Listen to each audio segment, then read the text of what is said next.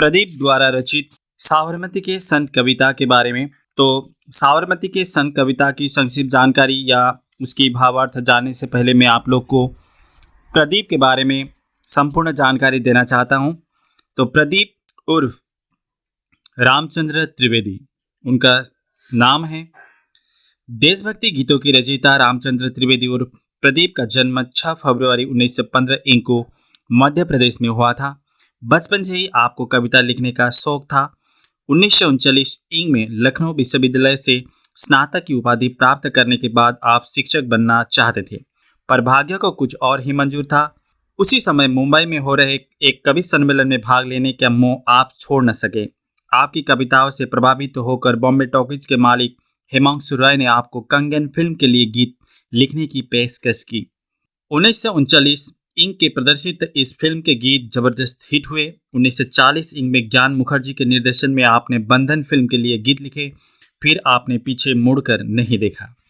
आपने बॉम्बे टॉकीज के बैनर तले नया संसार, अनजान, झूला, पुनर्मिलन, किस्मत आदि कई हिट फिल्मों की गीत लिखे। आप संगीत नाटक अकादमी पुरस्कार, national integration award, Dada Saheb Phalke पुरस्कार, फिल्म जर्नलिस्ट अवार्ड, इंपा अवार्ड, महान कलाकार का पुरस्कार, राजीव गांधी अवार्ड तथा संत ज्ञानेश्वर जैसे अनेक पुरस्कारों से नवाजे गए। 11 सितंबर 1998 को भारत का यह महान गीतकार इस संसार से विदा हो गए। प्रदीप आज हमारे बीच नहीं है, पर उनके द्वारा लिखे गए गीत आज भी देशवासियों के दिलो दिमाग में देशभक्ति का जज्बा बुलंद कर रहे हैं। उनके गीतों में प्रवाह है, ओज है, भाषा शैली सरल सहज एवं गीतों के भाव अत्यंत स्पष्ट हैं। तो ये रहा प्रदीप के बारे में संक्षिप्त जानकारी। अब आलोचना करेंगे साबरमती के संत कविता की।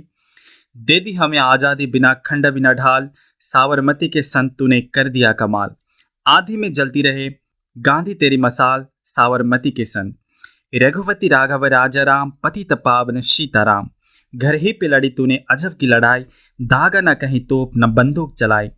दुश्मन के किले पर भी न की तूने चढ़ाई, वारे फकीर खूब करामत दिखाई। चुटकी में दिया दुश्मन को देश से निकाल, साबरमती की संत। शतरंज बिठाकर बैठा था यहीं पे जमाना, लगता था मुश्किल है फिरंगी को हटाना। टक्कर था बड़े जोर का, दुश्मन भी था जाना, पर तू भी था बापू बड़ा उस्ताद पुराना। मारा वो दाव, उल्टी भी न चली चाल, साबरमती की संत। जब जब तेरी बिगुल बजी, जवान चल पड़े, मजदूर चल पड़े, किसान चल पड़े, हिंदू मुसलमान सिख पठान चल पड़े। कदम पे तेरी कोटि कोटि प्राण चल पड़े। फूलों के सेज छोड़ के दौड़े जवाहरलाल, साबरमती के संत। मन थी अहिंसा की, बदन पे थी लंगोटी, लाखों में लिया घूमता था सत्य की चोटी। वैसे तो देखने में भी हंसती तेरी छोटी, सर देख के झुकती थी हिमालय की भी चोटी। दुनिया में तू बेजोड़ था इंसान बेमिसाल, साबरमती के संत। जग में कोई जिया तो बापू ने जिया, तूने वतन की राह पर सब कुछ लुटा दिया। मांगा ना तूने कोई तख्त, बेताब भी रहा, अमृत दिया सभी को, खुद जहर पिया। जिस दिन तेरी चिता जली, रोया था महाकाल, साबरमती के संत। तो ये रहा साबरमती के संत कविता की। इस प्रकार से पढ़ने की कोशिश करें। तो अब हम इसके मूल विषय वस्तु की ओर रुख करेंगे। साबरमती की संत कविता की सारांश इस प्रकार है। साबरमती के संत कवि एवं गीतकार प्रदीप का बहुचर्चित गीत है। इनमें राष्ट्रपिता महात्मा गांधी के जीवन आदर्शों पर प्रकाश डाला है।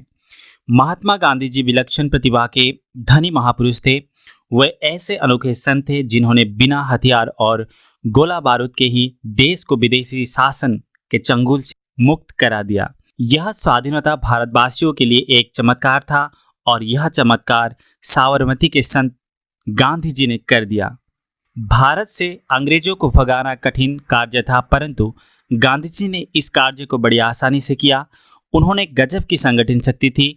शरीर में मात्र धोती लपटे और हाथ में लाठी लेकर जिधर से गुजरते लाखों मजदूर, किसान, हिंदू, सिख, मुस्लिम, पठान सभी उनके पीछे चल पड़ते थे। सत्य और अहिंसा ही एकमात्र अस्त्र था जिनके बल पर शक्तिशाली अंग्रेज जाति को उन्होंने टक्कर ली थी। उनके प्रयास से देश आज़ाद हुआ, पर उन्होंने नवगठित सरकार में कोई भी पद ग्रहण नहीं किया। उन्होंने खुद कष्ट झेला, पर देशवासियों को स्वाधीनता रूपी अमृत प्रदान किया। उन्होंने पूरे विश्व को सत्य, अहिंसा और प्रेम का संदेश दिया। तो ये आज का वीडियो मैं यही समाप्त करने वाला हूं और कल के वीडियो में मैं इसके सारे प्रश्न उत्तर के साथ आऊँगा।